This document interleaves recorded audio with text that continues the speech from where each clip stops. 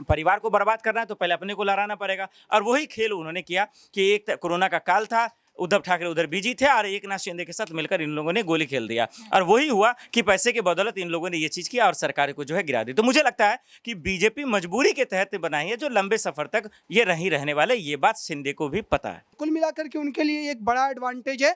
अब एकनाथ शिंदे इसमें कितना जो है घाल-मिल कर पाएँगे, कितना ज़्यादा उनको नुकसान पहुँचा पाएँगे और बीजेपी के साथ जाने पर उनको कितना राजनीतिक फ़ायदा होगा, ये सब 2024 और ख़ास करके 2024 में ये भी तो पता चलेगा कि जो है एनडीए का नेतृत्व महाराष्ट्र में कौन कर रहा है, देवेंद्र फडणवीस या एकनाथ शिंदे।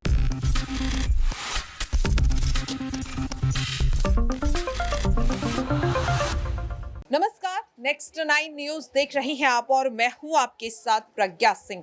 महाराष्ट्र में सियासत एक बार फिर से गर्माती हुई दिखाई दे रही है, क्योंकि मुख्यमंत्री एकनाथ शिंदे की जो सरकार है उस पर खतरा लगातार बढ़ता हुआ दिखाई दे रहा है।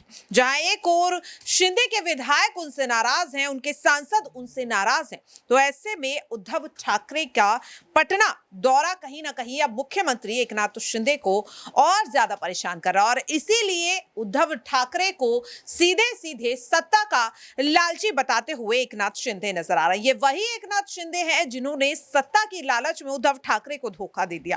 काफी ज्यादा हैरानी की बात है कि आखिरकार एकनाथ शिंदे ये आरोप उद्धव ठाकरे पर जो लगा रही हैं, आरोप लगाते हुए उन्हें ये जरा भी नहीं महसूस हो रहा कि कहीं ना कहीं वो नाम उद्धव ठाकरे का ले रहे हैं लेकिन बात अपनी कर रहे हैं। क्योंकि जिस तरीके से पिछले साल हमने देखा कि रातों रात एकनाथ शिंदे उद्धव ठाकरे के 40 विधायकों को लेकर गायब हो जाते हैं और भारतीय जनता पार्टी के साथ हाथ मिला लेते हैं, जिसका नतीजा हमने देखा कि उद्धव ठाकरे की सरकार गिर गई। अब सवाल लगातार ये उठ रहा है कि जिस सरकार पर लगातार खतरा जो है वो यहां पर बढ़ता हुआ दिखाई दे रहा है, ऐसे में एकनाथ शिंदे का उद्धव ठाकरे को सत्ता का लालची कहना आखिरकार किस तरह से देखा जाए, इसके सियासी मायने किस तरह से निकाले जाए।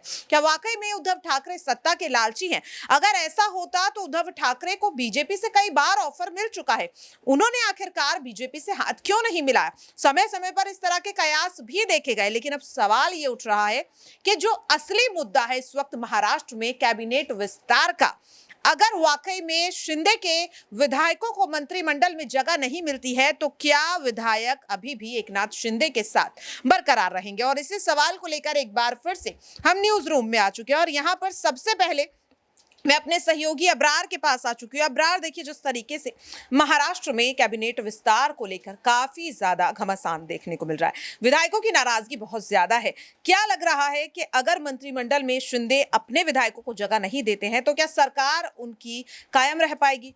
देखिए, एकनाथ शिंदे को पहले भी मंत्रिमंडल विस्तार में जिस तरीके से ये जो है उनको जो उम्मीद थी, खास तौर से जो विधायक उनके साथ आए थे उसमें कई ऐसे विधायक थे, लगभग 8 विधायक ऐसे थे जो एमवे की सरकार में मंत्री हुआ करते थे और उन विधायकों में से जो है कुछ ही विधायकों को मंत्री पद मिल पाया, तो ये उनके लिए एक घाटे का सौदा था। और अब दूसरे मंत्रिमंडल विस्तार को लेकर के अगर फिर से एक बार उन्हें जो है धोखा ही मिलता है तो जाहिर सी बात है कि एकनाथ शिंदे की जो मुख्यमंत्री पद की जो कुर्सी है वो विधायकों के बलबूते टिकी हुई है। अगर वो विधायक जो है खुश नहीं होंगे या फिर मंत्रिमंडल विस्तार में जगह नहीं मिलने पर नाराज होकर जो है उनके गुट के खिलाफ चले जाएंगे, तो आप सोचिए कि ये सरकार बिल्कुल भी स्थिर नहीं रह पाएगी। और जहाँ तक एकनाथ शिंदे का उन पर सवाल दागना कि पटना क्यों गया और इस जो है महागठबंधन का हिस्सा क्यों बन रहे हैं, तो खुद एकनाथ शिंदे की राजनीतिक हैसियत महाराष्ट्र में वो नहीं है जो कि वो खुद इस वक्त जो है आंक रहे हैं या बताने की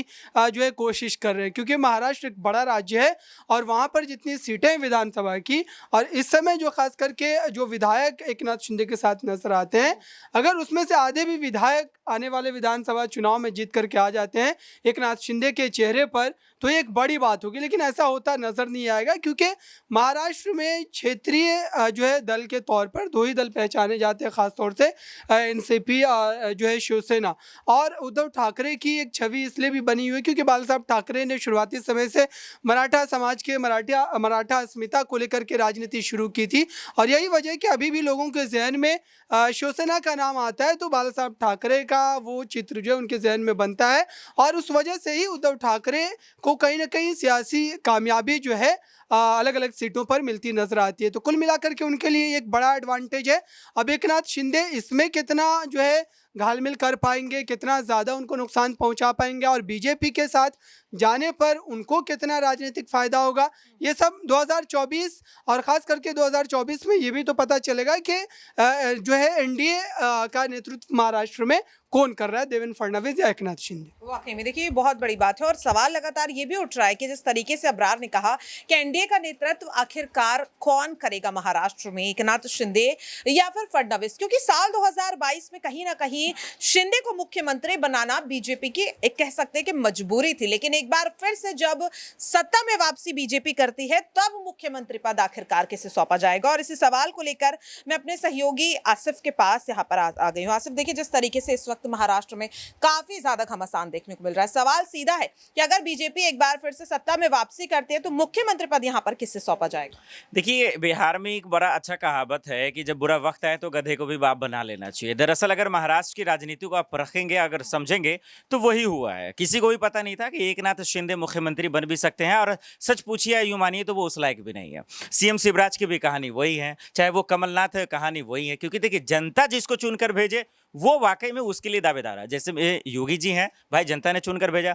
आप अगर राजस्थान की बात करते हैं, ये माफ कीजिए, अगर बात करते हैं मध्य प्रदेश की, किसी भी सूरत में सीएम शिवराज को चुनकर नहीं भेजा था, तो वहां चलिए पैसे के बदौलत आपने बना लिया। वही बात अगर हम महाराष्ट्र की करते हैं तो वहां भी जनता ने उन्हें चुनकर नहीं भेजा।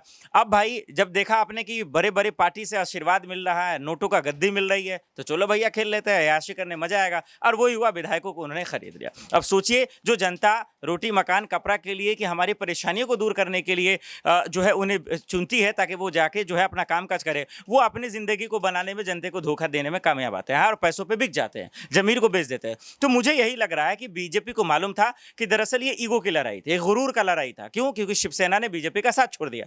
अब उनके ईगो पे लग गया कि भाई तुम्हारी इतनी हिम्मत कैसे हो सकती है।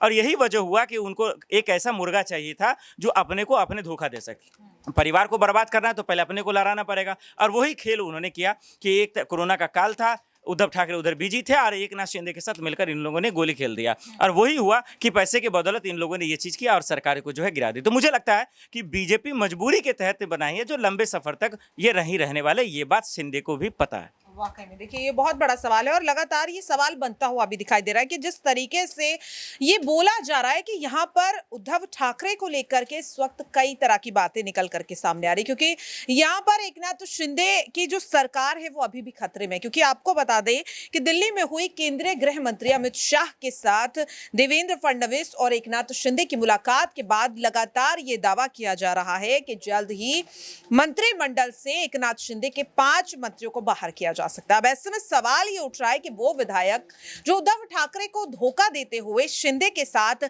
इसलिए आए थे गठबंधन में कि उन्हें पद मिलेगा, उन्हें जिम्मेदारी मिलेगी, लेकिन अगर मंत्रिमंडल से उन्हीं विधायकों को, उन्हीं मंत्रियों को बाहर कर दिया जाता है तो ऐसे में क्या तब भी ये विधायक एकनाथ शिंदे के साथ बनकर काम करते हुए नजर आएंगे या नहीं? और यहाँ पर सवाल ये भी है कि अगर बीजेपी एक बार फिर से आगामी लोकसभा चुनाव में जीत हासिल करने के बाद सत्ता में वापसी करती है तो उस सरकार में आखिरकार एकनाथ शिंदे को क्या पद दिया जाएगा?